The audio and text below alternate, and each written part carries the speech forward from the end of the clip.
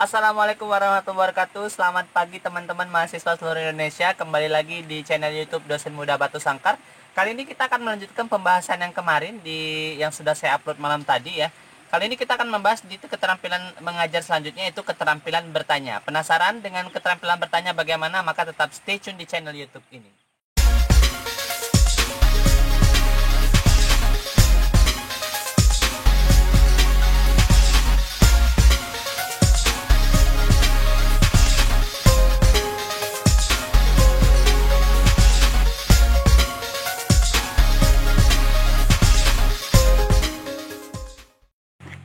Oke, langsung aja kita masuk kepada indikator pertama dari keterampilan bertanya. Ya, kita ketahui bahwasanya ketika kita bertanya, maka salah satu indikator penting yang perlu kita kaji adalah pengungkapan pertanyaan jelas dan singkat. Artinya gini, kalau misalnya kita bertanya, maka jangan sampai pertanyaan-pertanyaan itu mengundang banyak makna. Misalnya, apakah dengan mengapa kamu bisa ke sini gitu, itu kan nggak jelas ya. Atau pertanyaannya terlalu banyak gitu, terlalu panjang bahan pertanyaannya, misalnya seperti ini ya. Coba kamu sebutkan 5 ciri-ciri tentang makhluk hidup, kemudian jadikan dalam satu konsep dan jelaskan bagaimana proses kehidupan mereka. Itu kan banyak banget. Maka siogianya siswa, baik itu siswa SD, SMP atau SMA, yang paling penting di mereka adalah pertanyaan kita jelas. Misalnya seperti ini. Oke, kita sudah belajar tentang makhluk hidup. Pertanyaan pertama adalah, ketika misalnya kita sudah mengetahui makhluk hidup itu memiliki ciri-ciri bergerak, apakah kemudian seluruh benda yang bergerak itu dikatakan makhluk hidup? Nah, gitu. Kemudian bagaimana bergerak bagaimana yang kemudian dikatakan ciri-ciri makhluk hidup?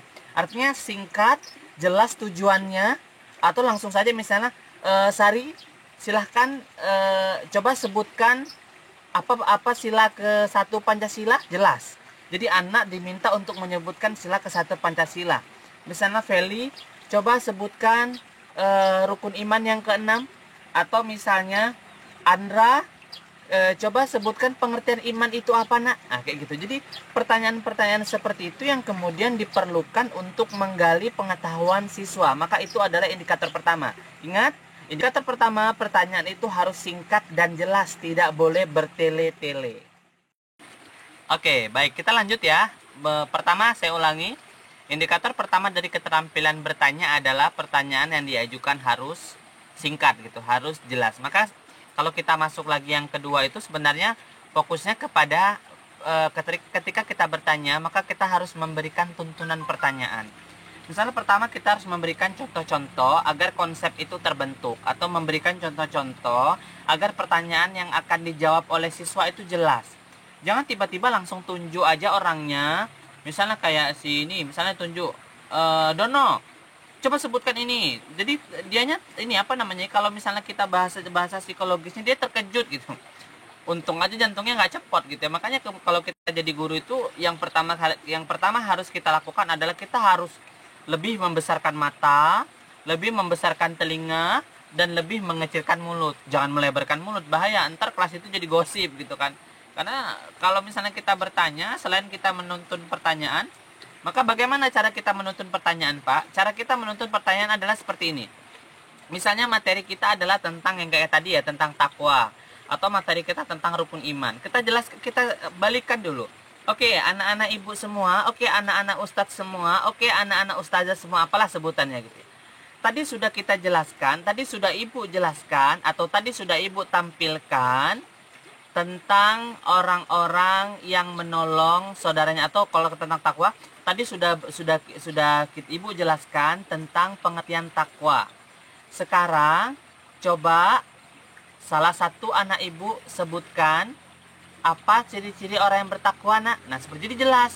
Yang akan dijadikan pertanyaan itu adalah tentang takwa. Jadi mereka begitu pertanyaannya tentang takwa, mereka langsung muter lagi konsepnya. Oh, konsep takwa. Takwa adalah menjalankan perintah dan menjauhi larangan. Maka ciri-cirinya adalah orang-orang yang menjalankan perintah seperti sholat itu adalah orang yang bertakwa, misalnya seperti itu.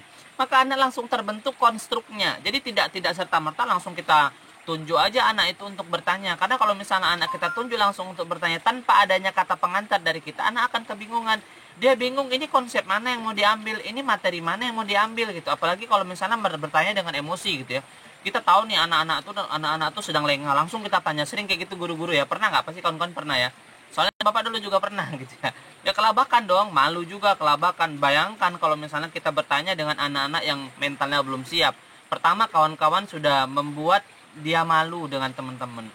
Kemudian kedua, kawan-kawan sudah membuat dia trauma. Maka kalau kita bertanya agak sedikit manusiawi juga lah. Kita tanya dulu orang-orang yang hari itu sadar dulu, yang badannya di situ dan jiwanya di situ. Sehingga dia setelah itu baru kita tanya. Biasanya anak itu akan memperhatikan kayak gini. Misalnya yang ini saya ngantuk-ngantuk gitu, teman saya tidak ngantuk. Jangan yang ngantuk yang ditanya, seringan yang ngantuk itu ditanya gitu ya. Untung dia nggak jawab mimpi dia apa waktu itu. Kalau pas waktu itu dia dijawab mimpinya kan lucu ya. Maka ditanya sampingnya, oke si Fulan, apa tadi pengertian takwa? Nah pasti dia akan bangun gitu. Kalau misalnya dia belum bangun juga, tanya yang sampingnya lagi. Oke, yang sebelahnya silahkan, apa pengertian takwa? Pasti dia akan ngeh langsung. Setelah itu dia akan bangun, dan setelah itu pasti dia akan langsung ikut pelajaran kembali. Itu saja untuk ini ya. Jadi jangan lupa untuk memberikan tuntunan pertanyaannya. Pertanyaan tentang apa dituntun dulu. Setelah itu baru anak-anak diminta untuk menjawab, ataupun kita disilahkan untuk memberikan pertanyaan. Itu saja. Oke, kita langsung masuk kepada indikator yang ketiga ya. Misalnya ketika kita bertanya, maka apa indikator selanjutnya? Kalau teman-teman sudah menjadi guru yang baik gitu, ataupun kalau teman-teman ingin jadi guru yang baik dan guru yang paling disenangi anak-anak, maka teman-teman harus menjadikan pertanyaan kawan-kawan itu sebagai giliran untuk siswa-siswa yang lain. Jangan karena misalnya terkadang ada ya orang yang misalnya ada guru ya yang fokusnya itu hanya kepada orang-orang yang pintar. Dia ingin jawaban dia itu dijawab gitu. Ibaratkan cinta, dia ingin pertanyaan cintanya itu disambut gitu. Tapi sebenarnya bukan tentang itu. Bertanya itu bukan tentang seberapa benar jawaban yang diberikan oleh anak-anak gitu, tapi tentang seberapa berani mereka untuk menjawab pertanyaan. Karena siogianya teman-teman, bertanya itu sebenarnya yang kita butuhkan adalah konstruk pemikirannya, bukan kebenaran jawabannya. Kalau misalnya semua orang ditanya kemudian tidak bisa menjawab, lantas yang orang yang kita tanya itu adalah orang-orang yang bisa menjawab terus, kapan mereka akan mengkonstruk pemikirannya? Bergiliran, ini indikatornya adalah bergiliran. Bagaimana cara kita menggilir? Ya misalnya dari belakang, yang bangku paling belakang. Oke, Wahyuni silahkan, Wahyuni yang paling belakang silahkan jawab pertanyaan ibu nak. Atau Rindu silahkan jawab pertanyaan ibu. Atau misalnya Rizky silahkan pertanyaan yang dari tengah. Maka yang fokus pertanyaan kita itu jangan depan aja, belakang agak dua, kanan dan kiri, samping agak dua, kanan dan kiri, depan satu orang, tengah dua orang, jadi merata nak gitu. Jangan karena misalnya anaknya itu ingusan, nah jadi kamu pun nggak selera bertanya. Jangan, kita harus bertanya, nah kenapa ingusan? Boleh, nggak apa-apa ya gitu. Karena itu adalah bagian dari perhatian ketika kita bertanya. Maka kawan-kawan, kalau agak ini ya, sebenarnya agak riskan kalau misalnya kita menjelaskan tentang ini, tapi itu merupakan sebuah kebutuhan. Ingat ya, bertanya itu bukan seberapa benar jawaban yang diberikan, tapi seberapa bisa mereka mengkonstruk pemikiran dia gitu. Jadi silahkan gilirkanlah pertanyaan kawan-kawan gitu. Maka kalau misalnya kita jadi guru, yang terpenting adalah menggilirkan pertanyaan. Ingat, bukan seberapa benar jawaban siswa, tapi seberapa bisa mereka mengkonstruk pemikiran mereka. Itu yang penting. Oke, kita masuk kepada indikator yang keempat, yaitu ketika kita masuk kepada keterampilan bertanya, maka teman-teman harus memberikan alokasi waktu berpikir gitu. Jangan sampai pertanyaan yang kawan-kawan berikan langsung mendesak, ayo cepat jawab gitu kan, gak enak ya. Misalnya saya tanya Sari ini, Sari silakan, Sari coba kamu jelaskan pengertian takwa. Cepat jawab kayak gitu. Anak-anak kan jadi ini ya Bapak tahu kebanyakan guru itu emak-emak, tapi jangan karena emak-emak terus kemudian menggunakan hak emak-emaknya untuk mendesak gitu. Malum ya, mohon maaf, emak-emak kan kebanyakan penyesak ataupun suka mendesak-desak gitu. Jadi jangan seperti itu. Ketika misalnya kita bertanya, oke, Bapak akan kasih waktu kawan-kawan 5 menit atau anak-anak Bapak 5 menit untuk menjawab pertanyaan, atau 5 menit terlalu lama, atau 5 detik atau 10 detik, atau misalnya tidak usah kita sebutkan waktunya, langsung saja. Oke, Rindu, tadi Ibu sudah menjelaskan tentang pengertian takwa. Coba Rindu ulangi apa pengertian takwa, Nak? Biarkan dia berpikir dulu. A, I, U, E, U, agak lama. Oke Rindu, bagaimana? Iya Bu, diulang lagi. Baik, kalau misalnya ini silahkan pertanyaan siapa yang bisa menjawab gitu. Jadi coba lemparkan yang lain, setelah itu Rindu diminta untuk menjawab lagi. Misalnya yang jawab itu adalah si Siti. Saya Bu, takwa adalah menjalankan perintah. Bagus Siti. Oke, coba Rindu ulangin apa pengertian takwa. Jadi itu adalah contoh alokasi waktu berpikir. Kalau misalnya teman-teman micro teaching gitu, jangan pernah tinggalkan keterampilan bertanya. Satu lagi hal yang paling urgen sebenarnya ketika kita ini bertanya itu bukan seberapa cepat dia menjawab gitu, tetapi kembali lagi seberapa hebat dia mengkonstruk pemikirannya untuk menjawab gitu. Bayangkan recalling memory itu butuh waktu teman-teman gitu, sama kayak misalnya kawan-kawan untuk mengambil informasi yang sudah disebutkan itu bukan harus begitu, bukan kayak internet Google begitu kita ketik itu langsung muncul. Itu pun tergantung jaringannya juga ya. Kalau misalnya lelet jaringannya pasti dia akan lama karena dia recalling dulu. Sama dengan memori di otak kita. Ada waktu di mana kita memberikan dia waktu untuk berpikir, ada jeda ataupun ada timing di mana kita harus memberikan waktu siswa kita untuk berpikir. Maka jangan pernah menjadi guru yang zolim yang selalu mendesak pertanyaan kita harus segera dijawab gitu. Emang cinta, sedangkan cinta kamu aja lama nggak dijawab sama si Ebeb. Itu ya. Makanya jangan pernah lupa untuk memberikan alokasi berpikir waktu oleh siswa, karena itu penting dan itu berkaitan dengan unsur psikologis siswa gitu. Ya, terima kasih. Indikator terakhir ya, indikator kelima dari keterampilan bertanya.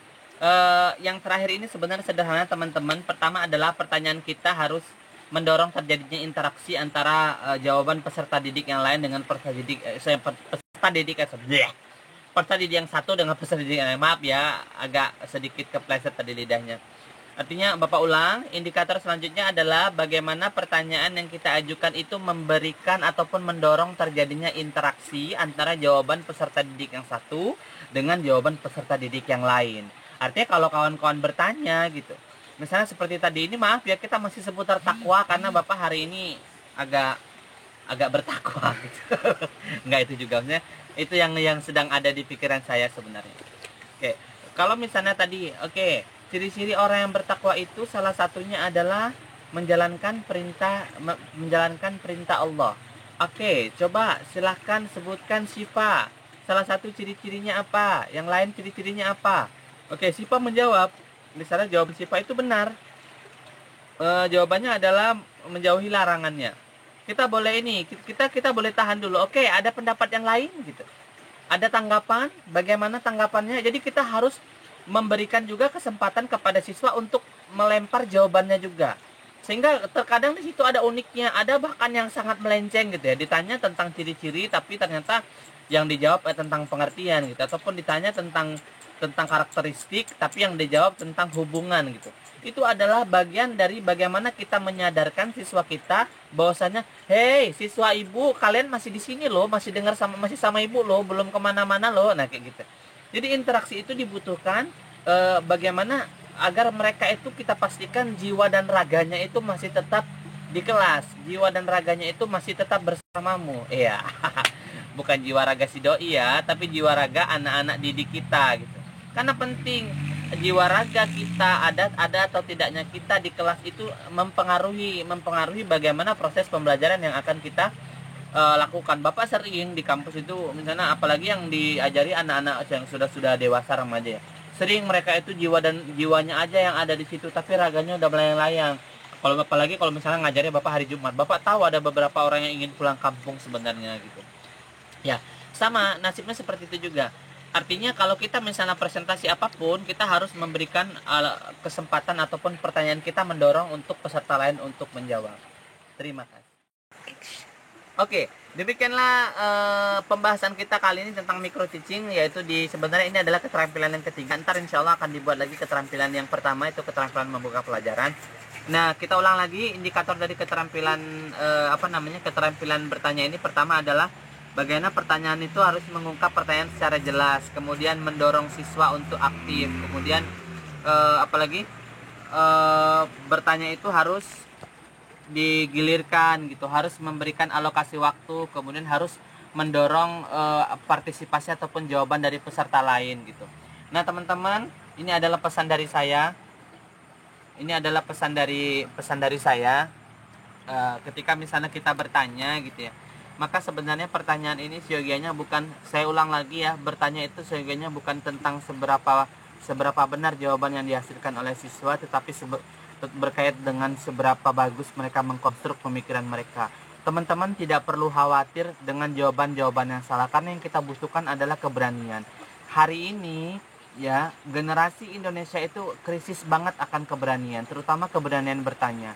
Mereka lebih sering diam, padahal sebenarnya pertanyaan tidak tahu. Maka tugas guru adalah bagaimana pertanyaan itu sifatnya menggali. Nah, jangan pernah kita pertanyaan itu yang sifatnya itu sudah ada aja jawabannya. Kita harus gali. Misalnya kayak pertanyaan-pertanyaan yang menggali itu seperti ini. Apa ya? Ciri-ciri makhluk hidup. Ya, misalnya. Salah satu ciri-ciri makhluk hidup adalah makhluk hidup bergerak. Bergeraknya makhluk hidup itu bagaimana? Kita kasih kasus. Nah, Bapak lihat motor. Motor itu bergerak juga. Apakah motor itu makhluk hidup? Jadi pertanyaan-pertanyaan yang sebenarnya berseberangan dengan teorinya itu harus kita tanya. Tugas kita sebenarnya, guna kita apa? Kita menginginkan seberapa hebat analisis dia. Yang kita inginkan adalah seberapa bagus ataupun seberapa berani dia menjawab dan memberikan jawabannya gitu. Jadi jangan pernah berpikir tentang benar dan salah dalam pertanyaan, dalam membuat pertanyaan. Tapi berpikirlah ketika misalnya seluruh warga kelas kawan-kawan itu aktif, betapa bahagianya seorang guru ketimbang hanya dari 30 orang hanya satu orang yang aktif gitu. Maka pada kesempatan kali ini silakan kawan-kawan cermati kembali tentang keterampilan bertanya. Boleh bertanya langsung via WhatsApp ya. Boleh bertanya juga langsung di kolom komentar YouTube, insya Allah akan dijawab. Jadi teman-teman, kalau misalnya teman-teman suka dengan video ini, silakan teman-teman klik like. Kalau misalnya teman-teman merasa ini sangat bermanfaat untuk disebarkan, silakan di-share. Dan kalau misalnya yang paling penting, dukung terus channel ini dengan cara klik subscribe di subscribe di akun YouTube-nya, dan jangan lupa hidupkan kode lonceng ataupun lambang lonceng untuk tetap terus dapat notifikasi dari channel akun YouTube ini, karena kita akan membahas tentang bagaimana kebutuhan teman-teman sebagai calon guru yang profesional ataupun teman-teman yang saat ini sudah menjadi guru. Demikian, selamat pagi dari dosen muda Yan Batu Sangkar, diucapkan assalamualaikum warahmatullahi wabarakatuh. Bye bye.